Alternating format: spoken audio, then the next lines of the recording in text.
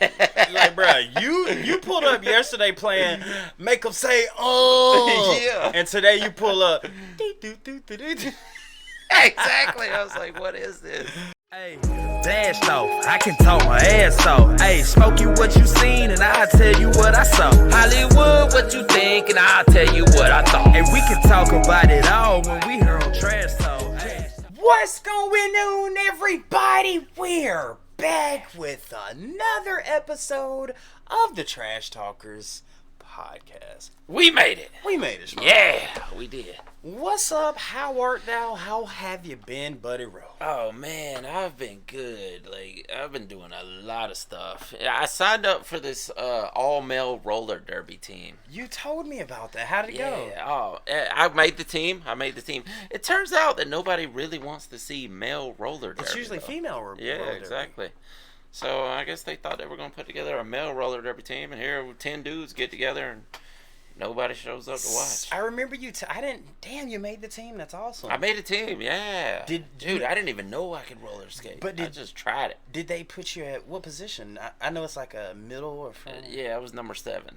Whatever position that is. Yeah. That's awesome. You excited for that? Yeah, I mean, I was, but it turns out nobody watches it. Like, nobody cares about male roller derby.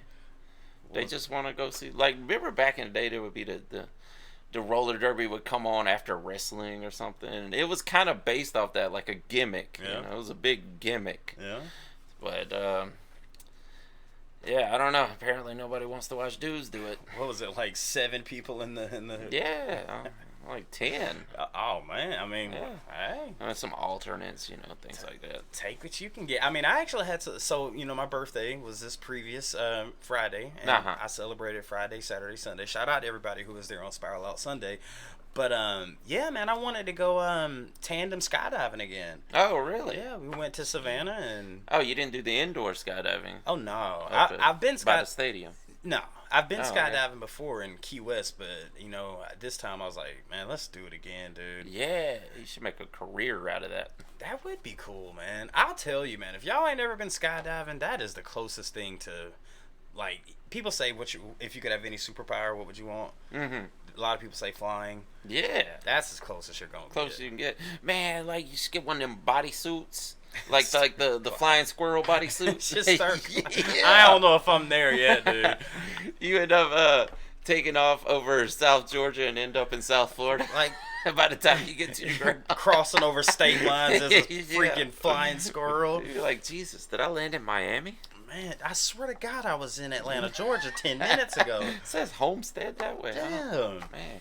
No, it sounds like we both had some Yeah, interesting exciting weekends week, bro. then. Yeah, let me so reading the top 10 or the top 3 comments from last podcast, and if you guys haven't checked it out, that was the podcast was about Prince.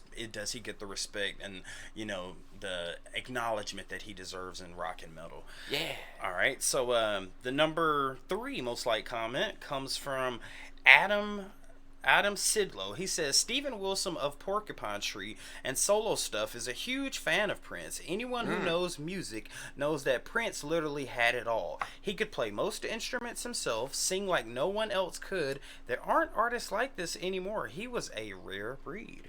Wow. Are there no artists doing that anymore?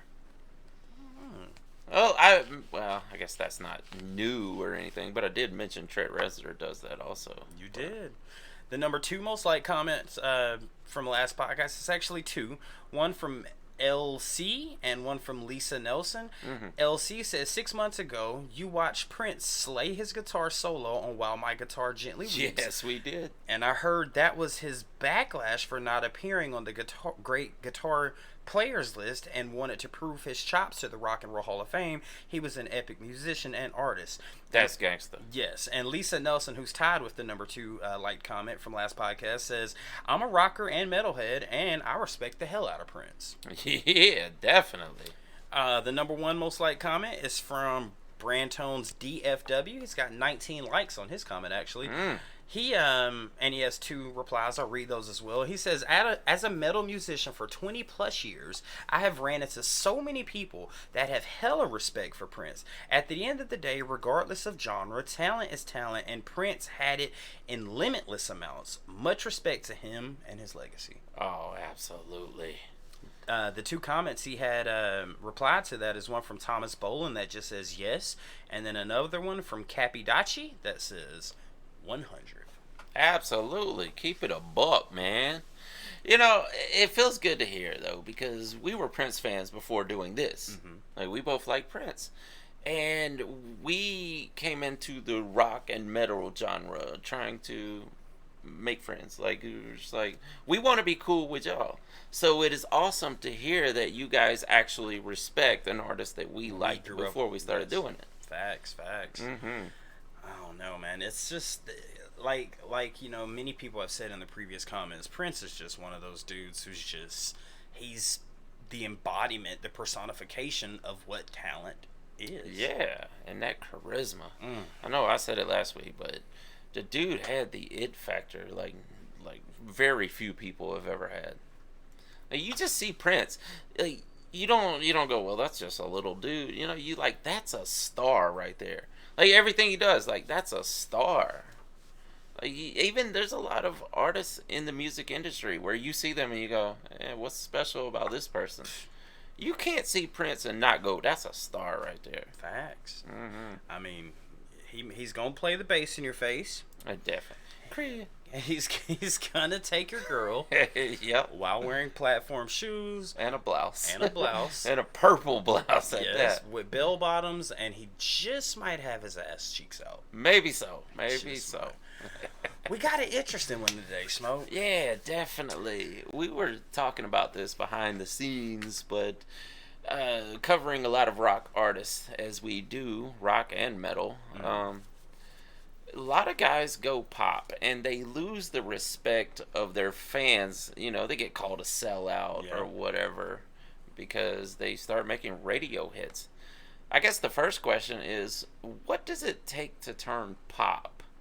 Because a lot of times people get that label even though they're still doing the original genre of music. Mm-hmm. They're just doing something that's more radio friendly, so people will say they turned pop. Like, what exactly is the qualifications for turning pop? Do you think Prince ever got that label put on him? Absolutely. You think so? Yeah. That's what I said in last week's episode, that I think a lot of people at the time, during the 80s and into the 90s, a lot of the hardcore metal fans and hard rock fans, you know, probably turned a little off of Prince because they're like, he's doing, 1999 and The Beautiful Ones and things like that. Song. Yeah, it's great songs, man, but they're used to that OG Prince. Yeah, they just want to hear heavy guitar and things like that. So they're like, Prince is not really the rock artist that we liked in the beginning. Yeah. But if you ask me, I don't think Prince lost. I think, if anything, Prince probably gained more fans. Oh, absolutely. And that's the point of today's show, is that people gain tons of fans. They might lose those few hardcores in the very beginning, but you gain so much more. And that's the balance you try to walk, is like, okay, I want to be true to myself. I want to be true to the original plan that I had for music, the stylings. But at some point, you got to make a living, right? You want to make a decent living. Yeah. You want to be able to set your kids up. I mean, and ultimately, I guess we could call this list, the top 10. Because we're looking at a list, but it's the top 10 amazing rock bands that went punk. Yeah, absolutely. And this is according to What Culture? What Culture, exactly. Yes. So starting out with number 10, I'll do that. Okay. Number 10 is someone I have never heard of. Maybe the Trash Talkers have put this in a comment, but it's someone by the name of Peter Gabriel. Peter Gabriel. I wanna be your sledgehammer. You can call on me. See, the thing is, when I was a kid, I've told this story before, but when I was a kid and we had Covington Cable, we didn't even have cable when I was real young, but when we got cable, Covington Cable had like 36 channels on it. Real quick, not to interrupt. Did y'all ever have a cable guy, like a dude from from the neighborhood that could hook it up for you for like $30? Oh no, I've had those before. Not when I was a little kid, but I've definitely had those dudes. Man, in we the had the neighborhood. cable guy, bro. I give you $30, 6 food stamps, You and a know, joint. and I watched a dude do that one time. All he did was go out there, open up the Yes, box, and plug it in. And he's like, "All right, give me $50, $100." Yeah, and they never knew. I mean, nowadays they got ways of keeping track of that. Yeah, but like they whatever never knew. remember everyone who had cable had like a box. Mhm. Whatever happened to all Yeah. those? There's probably a landfill You don't somewhere. need them now, yeah. Yeah, but they probably destroyed all the like. There's You know what they do with a lot of the old electronics? They send them back to China. and recycle them for like the parts, right? Yeah, they'll take them, break them down. I actually watched this documentary. This is way off the topic. What but haven't you watched a documentary on? Dude? I watched a documentary of these guys in Africa who their job is to break down these electronics, and they'll take it and take all the parts out of it, and what they can't use, like if they just need the metal out, they'll burn it. They'll put it on the ground and burn it, and they're just inhaling all this deadly Oh my god. chemicals that's burning off of them. Yeah, so they have really bad problems later in life from doing this job. But yeah, they break down these electronics and resell them, and they get remanufactured into new electronics. But way off topic. Peter Gabriel, the point I was trying to make is that when we had Covington Cable, we didn't get MTV. Like I said, there was like 36 channels on that. This is in the early days of cable TV. And they had VH1. So one of the songs that would come on VH1 is I Wanna Be Your Sledgehammer. That was Peter Gabriel. He was in the band Genesis Oh, with Phil Collins. Phil Collins, Yes. really? Yeah, so you think about that. He was a progressive artist Yeah. in Genesis, and then when he went solo, he kind of went into the pop realm. Okay. I mean, I was gonna read a background on this, but I guess Oh, you can. I mean, just a little bit. 'Cause it says whenever someone decides to make the move into pop, it never makes for the smoothest of transitions. Hell, if anything, most of the artists who sell out do it so drastically that you get tonal whiplash just by listening to the songs back to back. There are a few common ground elements, though, and Peter Gabriel used them exquisitely with the release of So. Apparently this guy, he was one of those people you were mentioning that actually, gained some more fans. Oh yeah, I imagine he did. Which I'm sure Genesis was huge already, but he was still under the shadow of Phil Collins. Yeah, I mean, it's hard to not get under Yeah. the shadow of Phil Collins. Yeah, a legend like that. Yeah. Who we got for number 9? This is strange, because all we know is their kind of pop-ish work. That's Ghost. Wow. Ghost is on this list. Wait, yeah, you know what? Because now that I will never forget, because me and Smokey are big, true Ghost fans, but I'll never forget, there was one commenter, and shout out to you who put that comment, but they said this is bubblegum pop rock. Yeah. And I don't know why that one comment has always stuck with me, but it's like, man. It is. I mean, it really is. Like, they took those pop songs from the 80s and turned it into kind of like a pop metal. But were they metal? See, because the stuff we've covered, we haven't covered like any just hardcore metal Ghost songs. You know what though? I do know, seeing from the comment section, that people saying, Papa Emeritus wasn't the original lead singer. So I'm assuming maybe the original lead singer was just like, I'm all in there. I don't know. It could have been thrash. It could have been pop or punk or. We can see what it says here. This is, if you looked at a band like Ghost, there's no real excuse for having a band like this storming up the charts. After all, I love the Ghost. stripe of music fan who fancies themselves an aficionado of the satanic chamber music Tobias Forge made in his early days. So it's saying Tobias. Really? I thought that there was an original, someone before Tobias. Trash Talkers, please educate me on that. Early days isn't holding out hope for it to go toe-to-toe with Lady Gaga or anything. Oh, wow. Once the Papa got determined to cardinal through their using a lot. Oh, that's dope, though. Things started to get a lot more lively on the prequel. Okay, so I guess it was just their first album. Maybe. Yeah. Across every single second of Ghost's last album, you can hear bits and pieces of hookiness. I thought it was going to say hokiness.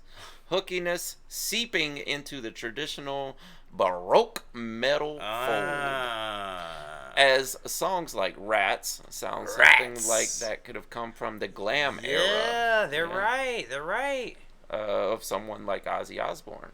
It doesn't really let up from there either. As songs like Dance Macabre, which is an amazing song, take you through a metal disco yeah, that does have a disco vibe to it. Yeah, even breaking out the saxophone for a minute there in the lulls.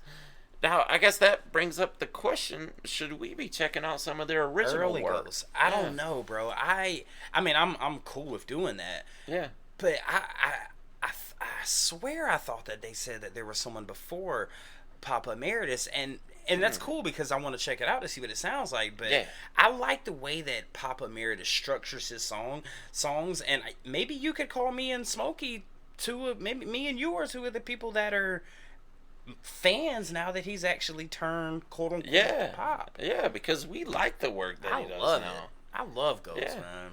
I mean, as poppy as it is, it's still great music. Yeah, and it's a really genius blend of pop, metal, and Satanism.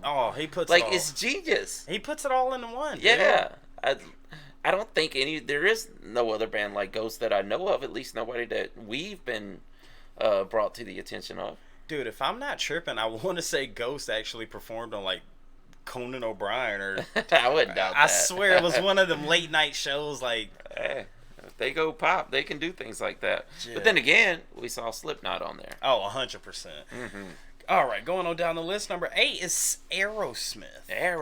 Now I can kind of see this. Yeah. Because think about it. Before Walk This Way, they didn't have to even though yes, that is rock and rap. Yeah.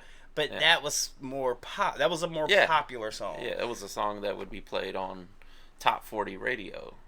Right. But then again, I wonder if Dream On would have been played on top 40.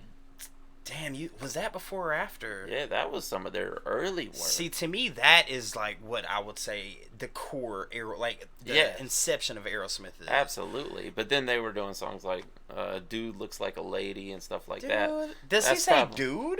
Dude looks like a lady. I thought he said, do you? He says dude? Yeah, because I actually saw the title of that song one time. It said, Dude Looks Like a Lady. Wow. Yeah. What the hell does that mean, dude? Well, that's every dude in the early 80s.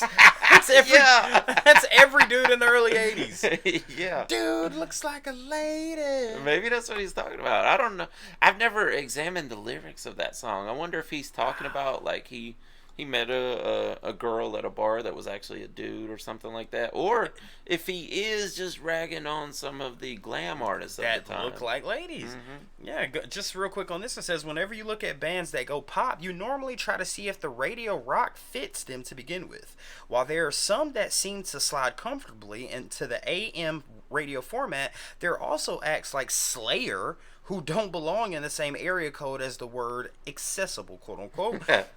Which makes it all the more tragic when you see the potential of a pop transition being squandered like Aerosmith. So basically for the most of the 70s, Aerosmith, they certainly had their fair share of amazing moments, with songs with both Rocks and Toys and the Addicts being mandatory listening for anyone who considers themselves a rock aficionado. So once everyone got sober, though, oh wow, the outside songwriters started to creep, and ever so slightly. Though not that much of a hindrance on songs like Angel or Ragdoll, the late 90s saw the band get swallowed whole by the pop machine after I Don't Want to Miss a Thing. Yes, that's what I was going to say. From Armageddon. And I don't want to miss a thing. Yeah, that's pretty pop. Dude. You know what? Maybe that's a watershed moment for turning pop is when you start accepting songs from outside of the band. Like, you start getting ghostwriters and other pop artists songwriters. Or what do you think about doing songs with other artists who aren't of your genre, like Run DMC? Yeah, do you there think you that, go. that puts you in the popular genre? I think that usually does in the eyes of many fans. I don't know. Trash Talkers, let us know. Who we got next? Okay. What number is this? This is number 7. Okay. Imagine Dragons. Wait a minute. Wait. Now I think I can kind of see this. I think I see where they're coming from here. Please break it down, because You know all that I know song, of Thunder. Yeah, all I know of Thunder. them is being pop. I don't know. Yeah, exactly. I think they were more of a metalish, maybe industrial. What? Yeah, I think they were in the beginning because they were in the same category with Theory of a Dead Man, which they did the same thing pretty much. Really? You know, with that Medicaid. Yeah. Songs like that. But anyway, in the wake of the indie rock boom, Imagine Dragons actually seemed like a breath of fresh air from the fun and neon trees of the world. Oh yeah. Whatever that means. While not exactly setting the world on fire, the conviction behind Dan Reynolds' voice was enough to give somewhat of a rock edge amid the electronics. So I think they were kind of industrial-ish. Yeah. In the So early was that days. their OG style, you think? Was industrial? I think so, yeah. Hmm. Electronic, yeah. Okay. Once the electronics became the calling card, though, Imagine Dragons got swallowed by... They said the same thing for the last one. Swallowed whole by their own gimmick. They did, yeah. Yeah. Alongside acts like 21 Pilots, Imagine Dragons 21 Pilots now. Yeah, I Yeah. can see that. drove their point across with implementing synths into their new sound, which was then beaten into the ground about halfway through their sophomore album, Smoke and Mirrors. Yes. Much like the title would imply, this was a bad case of style over substance, which managed to go over so well that they doubled down on the trend with Evolve. I guess that was their third album. Wow. Yeah, I mean, I haven't heard a lot, Me neither. but just from what I have heard, like they were Fire and yeah. fire and thunder. I think originally they were like, oh yeah, they had that. This is it, the apocalypse. Whoa, I'm waking up. I feel. Yeah. Yeah. You know, a lot of these bands, maybe they're just changing with the time. Maybe it's just like That could be also. maybe it's just like, hey, you know, we've been doing this forever, and again, you can't. Once you get complacent, you get uncomfortable. That's that's something that I heard. You being in your comfort zone is not something you really want to be as an artist. Sometimes You want to get out, yeah. I would. Like we talk about this with Maynard all the time. Sometimes you just want to explore a new genre. Yes. And that Yeah, I mean, and it makes some of the original fans mad. It does, but as an artist, you need to create. And if you're just creating the same song over and over again, it's not really fulfilling. Yeah, It gets boring. Yeah. Man, Imagine Dragons. I would not expect that to be on this list. Mm-hmm. All right, so number 6 on this list is someone who goes by the name of Noel Gallagher. That's Oasis. And a champagne supernova in the sky. Wait, doesn't Oasis sing that song? Hold on, all of the stars have faded. It kind of sounds away. like them. I don't think I know the song, but yeah. Just try not to worry, you'll see them someday. Take what you need and be on your way, and stop crying your heart out. That does sound like Oasis. I think that is Oasis. Yeah. But damn, to me that song sounds pop. But Yeah. they were rock? I guess they were considered more of a rock band before the American invasion. You know, Oasis is one of those bands that we discovered has a huge following too. Oh, yes. Yes, the ones we've covered, yeah, we definitely got responses from that. Oh yeah, it says in the late 90s there was no mistaking where Oasis fits into the rock and roll spectrum. Damn, they said spectrum. The spectrum. They're on the spectrum. Apparently there's a rock and roll spectrum. Damn. It says, though the mantle of Britpop loomed over their head for most of their career, this was a throwback to the old school rock that got us into the genre from the likes of the Rolling Stones and the Beatles. Wow, they just compared Oasis Yeah, because those guys, the Beatles and Rolling Stones, were the original British Brit pop, invasion. yeah. Yeah. Yeah. And then there was a new wave in the 90s with Oasis, Blur, Muse? Is it The Muse? Verve. Nah, No, well, Muse, is Muse ain't British? I don't know, like, because I didn't know Muse before we Me did neither. this, Me so neither. I didn't know that much about them. Maybe they were part of that group. I don't really know. Says if you've seen what Noel's been doing lately, though, we're a long ways from Live Forever, aren't we? Y'all, I'm excited to read the comments on this one because I'm curious to know, like, because each one of the out of all these 10 bands, you know, it's like, out to the trash talkers, let us know what was their song that made them, hey, this band is a rock band, and then what was the song was, okay, this is the song that turned them pop. Okay, so the songs we do know, like Champagne Supernova or Wonderwall. What? After all, you're my Wonderwall. That was like their first Who you big talking about? American hit. Oasis? Yeah. Do I know this song? After, Yeah, you probably know it if you heard it. I'm sure if I heard it. But was that after they turned pop, or was that considered before? See, that's what I would like to see in the comments. Is like, what was their day one? Okay, this is a rock band. Yeah. What song was that? And then, and what song transitioned them into pop? absolutely. Now, before you read number 5, Yeah. let's take our guess as to who's going to be the number 1. Oh, Because we don't look man. through these lists. I've got an idea. Who you got? Green Day. Really? Yes. Really? Yeah. I don't know. I don't know. I'd put money on it, but that's the biggest one I can think of right off the top of my head. Dude, you want me to tell you what I'm gonna? God damn. Who you going with? Can I give 2? Okay. I'm gonna say either Ozzy Osbourne Huh. or Red Hot Chili Peppers. Oh, that might be a good one actually. Because they did kind of get away from their funk into more alternative of the 90s and even some more popish stuff. Yeah. Maybe so. Who you got for number 5, Smoke? All right, so this is... I don't know who this is. This is Tegan and Sarah. You know Tegan and Sarah. Do I? From last night. Oh, those... No, they went pop. How they was took the Tegan's? Oh, different kind of. My bad. Okay. Spelled differently. Sorry. All right. An act like Tegan and Sarah has always been pop adjacent since the day they were formed. Ever since their first album in the early 2000s. Watch Tegan be a guy.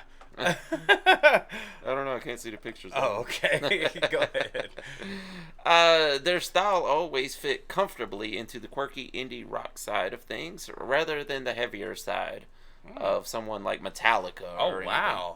Once they got the taste of the sweeter side of the music, though, things started to focus toward the synths right quick. After the success of albums like So Jealous and The Con, we were given one hell of a curveball once they released Heartthrob. That's a pop album. There is no way you're releasing an album called Heartthrob that is not pop. Unless your name is Shawn Michaels. Exactly. Which was one of the most sugary pop albums they would ever make. Dude, they used the adjective sugary. Yeah. I mean, come They on. went sweet on you. They went sweet. Though stuff like Everything Is Awesome for the Lego movie ended up going over like gangbusters at the box office. This was gangbusters. Yeah, like gangbusters. What's that mean? You never heard that phrase? No. That means it's selling like hotcakes. Gangbusters. Yeah. The things you learn here on the Trash Talkers podcast. I thought that was a genre of sorts. But go ahead. This was almost close to pop perfection with the way Wow. it blended every different instrument together. Damn. Yeah. Tegan and Sarah, huh? Yeah. I guarantee you, if we probably heard their poppy song, we probably know it. Yeah, probably so. probably Yeah, do. just didn't know the name of the artist. Yeah. Going on to number 4 on this list, Smoke Dog. It's Paul McCartney. Really? Well, Maybe this is much like the first artist. See, they didn't say the Beatles. They said Yeah. Paul McCartney. Yeah. Now, but if you ask me, I would say the Beatles were always pop, right? Well, in a way, I mean, they started off with that boy band rock that they were doing. Is that not pop? Like the Rolling Stones were. I don't think it was considered that back in the day, though. I think that, considering the time period, that was kind of edgy for the, late 50s and 60s. Really? Yeah, I mean, it's not really. I don't know. If you think about it, doing songs McCartney? like "I Wanna Hold Your Hand," like that's pop. Man, I'm telling you, dude, one of my favorite songs by the Beatles is A Day in the Life. Oh my God, Trash Talkers, if y'all don't know that song, go check it out. Amazing. My favorite song is "Free as a Bird." And I'm free as a bird. Yeah. No. You're thinking about Free Bird. Free bird, yeah. No, it's like I'm free as a bird. Man, Whatever happened to I love the that. life that we once knew? See that old, Yeah. bro, that hippie music, the Pink Floyd, the to me, I've said this before, I'll say it again. One of my favorite albums, if I can listen to the very beginning song to the end, is the Zombies, the Odyssey, and the Oracle. That is a 10 out of 10 album, no question. And the Beatles they got some fire songs, dude. They do. They really do. But this isn't specifically the Beatles. This is Paul McCartney. It says most artists who decide to go pop usually need some sort of setting and period for their fans. As much as it might be fun to pull a bait and switch from one album to the next, it's also really It's also a really easy way to lose a whole slew of fans in the process. When you have the Beatles' legacy to fall back on, though, you tend to have a much smoother transition into the pop realm. Then again, it's almost hard to even call what Paul McCartney did at the start of his solo career pop, given how much he was still in debt to the rock and roll that shaped him when he was Fab. Whatever the hell that means. The Fab Five, the Beatles. When he was Fab, I know the Fab. Wait, It just says wasn't there only 4 Beatles? yes. Then who were the Fab Five? It just says when he was Fab. Maybe Fabulous, maybe. Yeah. But even when making a new project with Wings, you could still hear bits and pieces of his past glory on tracks like Band on the Run. Then things started to get weird, really, really weird. Mm-hmm. So I don't know. I mean, I've always considered the Beatles poppy. Yeah. I mean, Their early work definitely was. I think they got. I feel like the Beatles did the opposite. They were more poppy and then got a little heavier when they got into the hippie era and into the late 60s. So what you said, you think they began poppy? Yeah. And they got heavier. Yes. And then Paul McCartney went back to being poppy after. Yeah, I think so. I think that's probably how it happened, yeah. Because he was working with, like, Michael Jackson. Yeah. And like that. We are the world. Yeah. What we got on the next one, Smoke Dog? The Cure. Number 3 of the top rock bands that have went pop is The Cure. Now, I kind of can see this one. Yeah, I think so. I don't know that much about The Cure, but from what I heard was kind of like industrial pop. Yeah, I remember that. And honestly, dang it, I don't know if 311 did it first or The Cure did it first, but that song, I Will Always Love You. I think The Cure, God dang it, I don't know who did it first. No matter where you are. Yeah, that song rings a bell, yeah. But The Cure's version is fire. Yeah. And to me, that's more poppy-ish, but yeah. I have also heard songs by The Cure where it's like, it's kind of heavy. Really? Yes. I don't think I've heard those songs, but the idea of any goth band selling their souls to be a pop rock act just feels counterproductive on principle. After all, when your whole shtick is about being the dark outsider to the mainstream, yeah, you don't want to go pop after that. No. How is that argument going to hold any water when you actually become the mainstream? Oh, that's a jab. They burn them. They jabbed him on that one.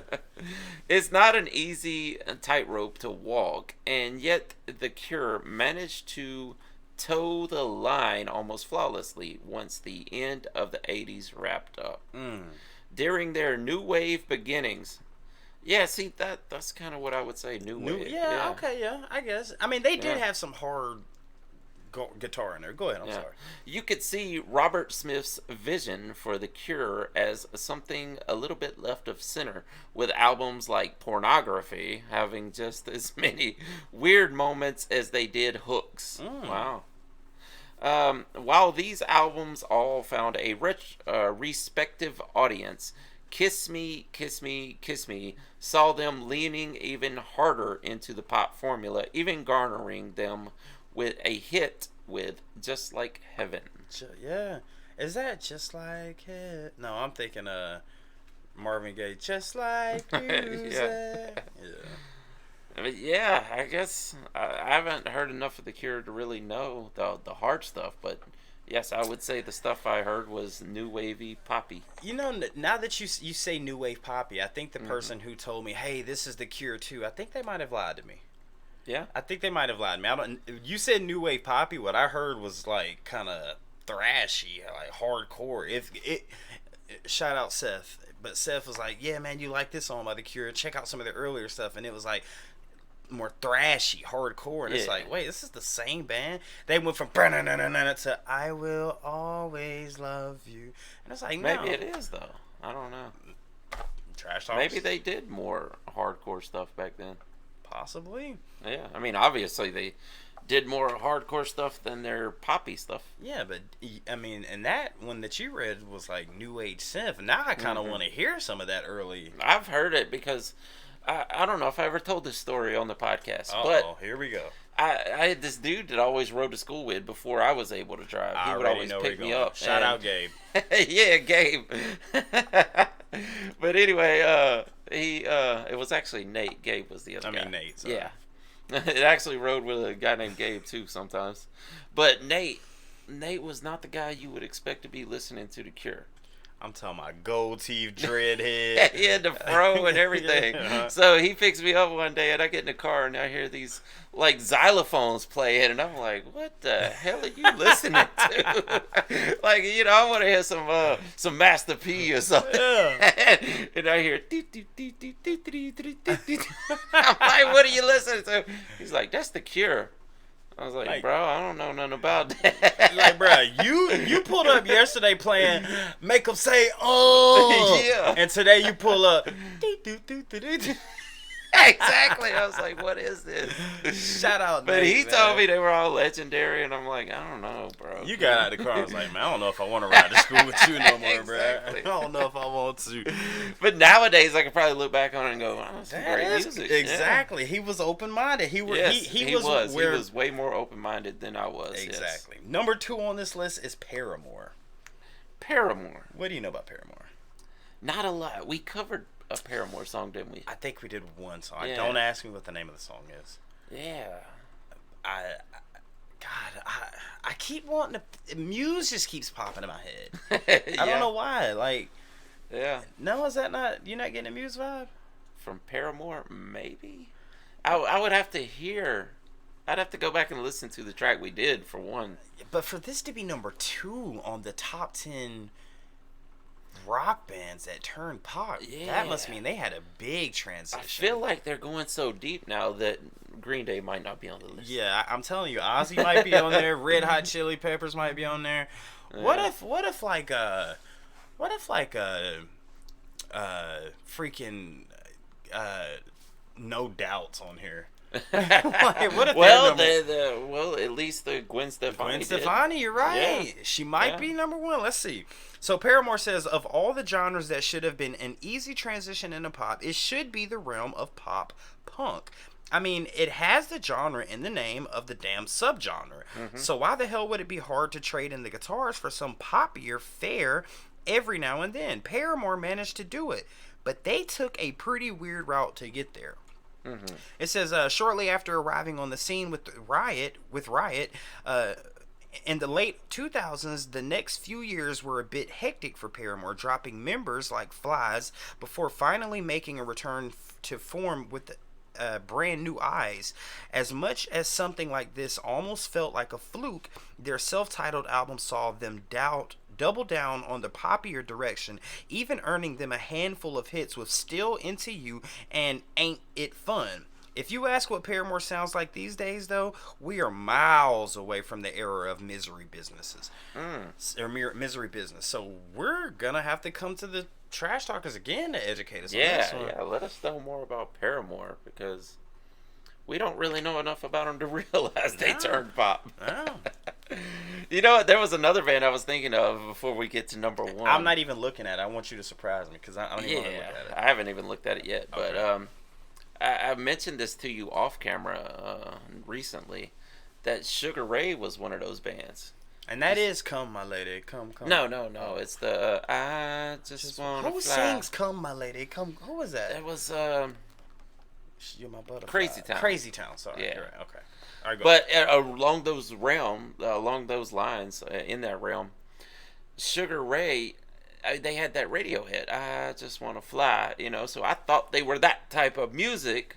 So when I look back at their music before that, it was more nu metal, like almost like a punk influenced nu metal. It was crazy. It's extremely heavy guitars, and I did not expect to hear that before, the almost R&B influenced songs that they would do later. Hiya. Yeah, exactly. Yeah. But anyway, let's get on to number Who's the one. number one rock band that turned pop? Let's find According to who is this to? Everclear? it's according to what culture? Dude, I don't even know who Smokey's about to say, but the face that he just made, I know it's. Do you know this band? And I did not expect them to be on. Let me this. guess. Is it Mars Volta? No, Is it it's Ween? older. One of our favorite artists to cover on this channel. Metallica. No, Uh, they didn't really go pop, did they? They did go alternative. Let me at ask you: one is time. it in the Big Four? No. Okay, hold on. I'm gonna try to. 70s rock. It's not even metal. Pink Floyd. No, Okay, hold on. 70s rock. Zeppelin. no, No, you said 70s rock and not what? not metal. 70s rock. Had one of the biggest songs of all time. 70s rock and not metal. Biggest songs of all time. Mm-hmm.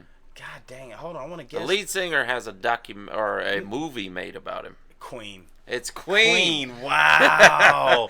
It is Queen. Wow. Wow. They consider that pop? Huh.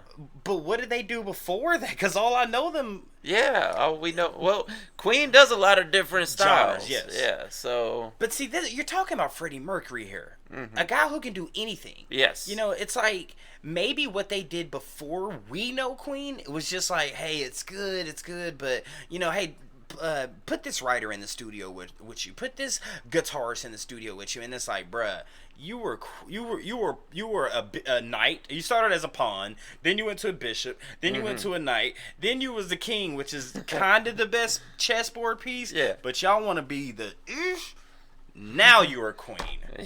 Yeah, definitely. And I guess I bet Queen had a lot of songs that were written by other ghostwriters and other artists. I don't think Freddie. I don't know, bro. You think Freddie wrote all his own music, all his own lyrics? I would say yeah, bro. Let's see what this is. Whenever you bring up a band going pop, usually you get a massive subsect of fans claiming that their favorite band sold out. That's what I mentioned earlier. Mm-hmm. No matter how much the melodies may still hold up, you're never going to escape the purist mindset who stands by the more legit version of the band they got into and love when they first started. In this case, though, Queen didn't really go pop. Their music just became too big for one genre. Yes, now that makes sense. Operating with their operatic style of music on albums like A Day at the Races and A Night at the Opera. The turn of the decade showed the band riding the tide of pop music time. And time again. Without that was a big ass comma. It was. Aside from the massive riffs populating their early work, these rock royals could do a lot of different things, from the rockabilly sounds of Crazy Little Love to the all-out disco funk of Another One Bites the Dust. Wow. Damn, that is disco. Another one. Man, Yeah, Queen. it was. Dude, they've got so many good, iconic songs that just, like, first of all, when I heard Another One Bites, I thought that was a black dude that sang that. Oh, yeah? Yeah. Well, it was disco, which there was a lot of black people doing disco in those days. Man, God, dude, Freddie was just like, he was just one of a kind, man. He was just one of those. Is he still in our competition, or did he get put out? No, he's still in. He's still in there. Yeah, I could check the list. Yeah, pull the list out, because I don't know, because by the time this airs, He lost the till. He lost. Oh yeah, he lost by like a couple of votes. Like yes, a little bit. It was 1.5 thousand votes on each one of those, and he lost by just a like small I want to say it was number. like 16 or something. Yep, Till barely edged him out. But you know what? He made it far. Yeah, he made because it far. With that number, he might be the second most popular artist in this list. You're right. Yeah. Damn, dude. Now I want to hear Queen's demo. What's Yeah. their demo sound like? Watch it be like. Watch that be Queen's demo to Another One Bites the Dust. Wait a minute, y'all went from being I got to. I bet any rock artist who did disco was told they were sold out. They sold out. Yeah, but you got to think about it. You got to change with the times. Yeah. I mean. Yeah, that was what was happening in the 70s. Yeah. It went from disco to the to new wave. New wave. Yeah. Yeah. I mean, I don't know, man. Like music is like. Do you know how they say fashion repeats itself? Mm-hmm.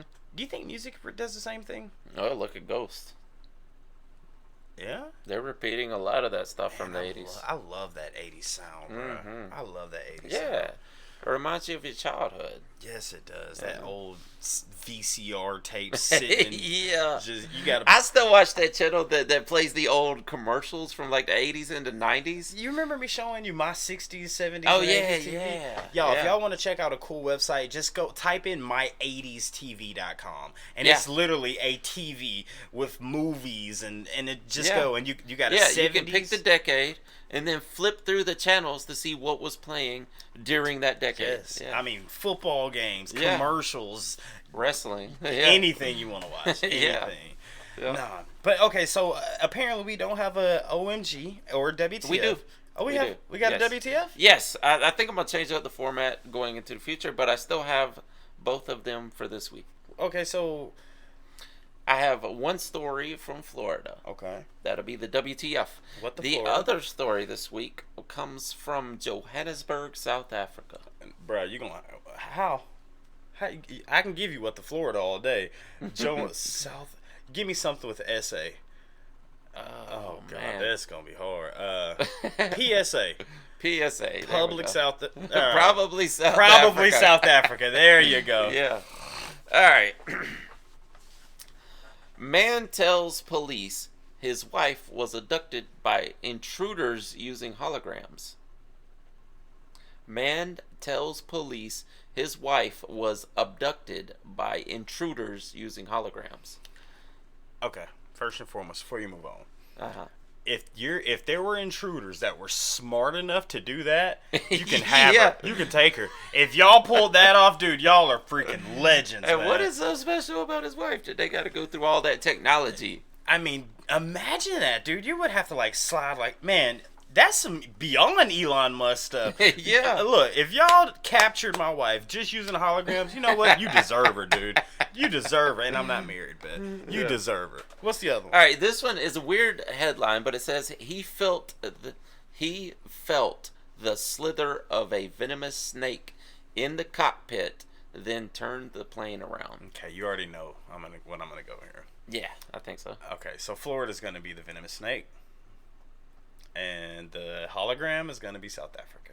It is the exact opposite. Wow. Yes. Really? Yes. Okay, let me hear this. I want to hear the venomous snake first. Save Okay. the best for last. All right, Johannesburg, South Africa. Of all the things to go wrong mid-air in the cockpit of a plane, finding a venomous snake under the pilot's seat must surely be one of the worst scenarios. So, spare a thought for South Africa pilot. I'll leave his name out. I felt this little cold sensation. This is in quotations. I felt this little cold sensation underneath my shirt where my hip is situated. Wow. But basically where you've got your little love handles. I don't know why we needed all that. Right there. When he looked down, the pilot was surprised to see a highly venomous Cape Cobra under Oh my his seat. God! You would have ejected it. You would have. Yes. Boom. Oh, I would have hit the eject button. I'd be like, y'all have fun with the rest of it. I hope there's enough parachutes for everybody. Gone. I'm gone.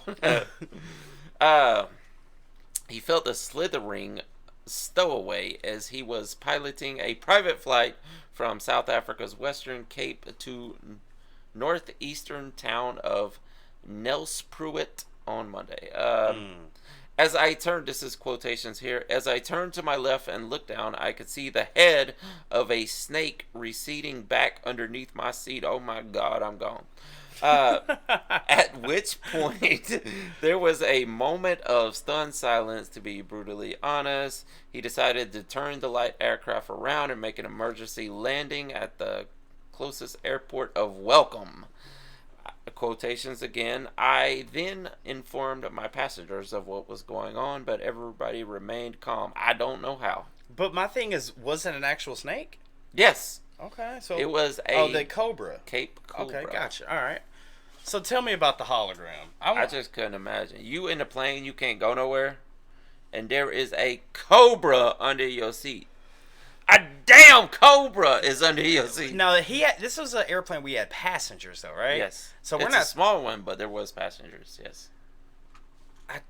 Somebody was probably smuggling those things. Yeah, dude. I heard a story where a dude he had like 80 frogs like tied on him coming from like South America to America because they were like worth a lot of money in America and they were illegal. But he got caught with like 80 frogs Jesus. on him, and Those things had to be squirming around. I'm sure, dude, but they were duct taped on his body, and he tried to get through customs with 80 frogs on him.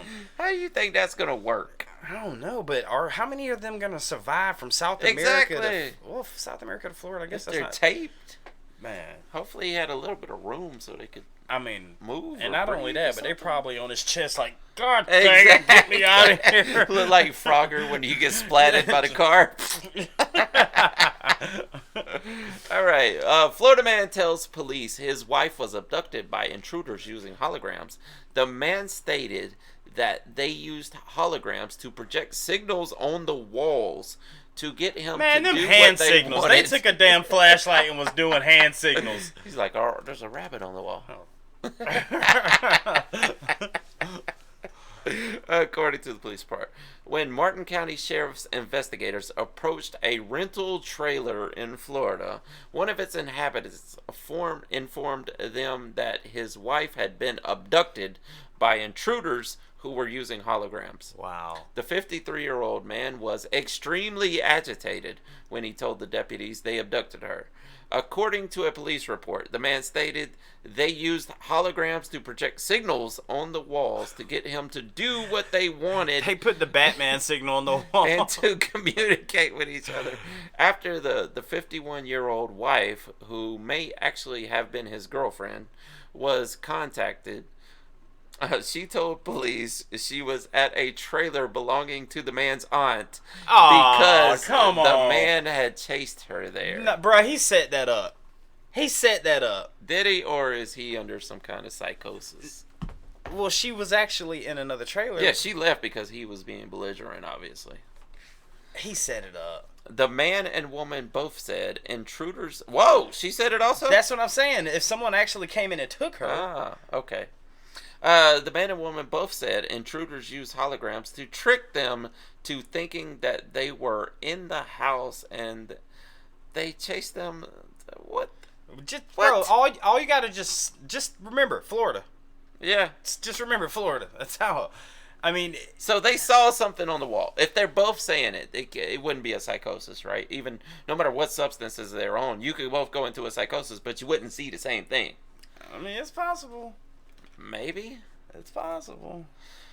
But Go ahead. so they saw something on the wall, and they both talk themselves into believing that they're intruders. But they said intruders actually came, though.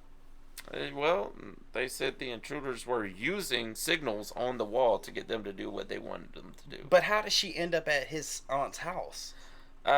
She left. She said that. Okay, wait a minute. After the 51-year-old wife, who may have actually been his girlfriend, was contacted, she told police she was at a trailer belonging to the man's aunt because the men had chased her there. Okay, so then there had to have been physical people there then. Listen. But she left on her own accord. She was scared of whatever those things were on the wall, and she left. And then he calls the police and said she was abducted.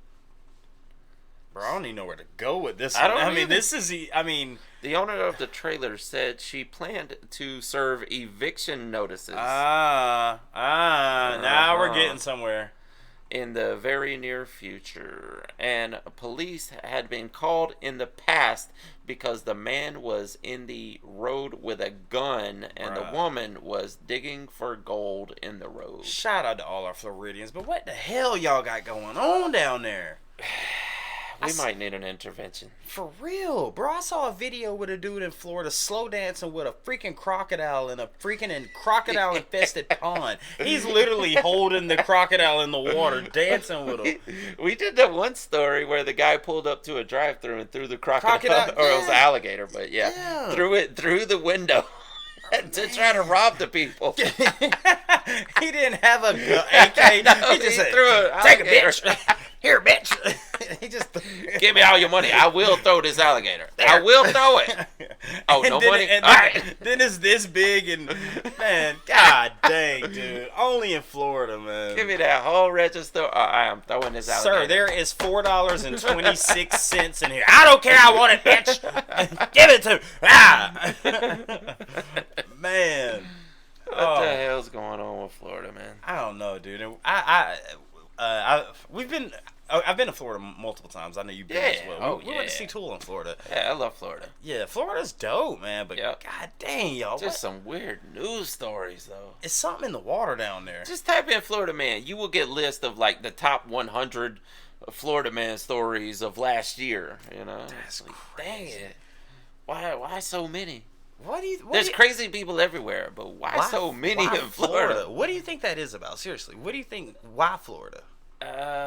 You can't. I mean, yes, it is a big state, but and it is like a melting pot. People from all. You don't hear that states. about Georgia. Come on, we got everything here. True. I mean, I've heard crazy stories, but not that many, bro. So, what do you think? If you had to give me a reasonable, logical explanation as to why the craziest shit you've ever heard, could be something in the water. It could be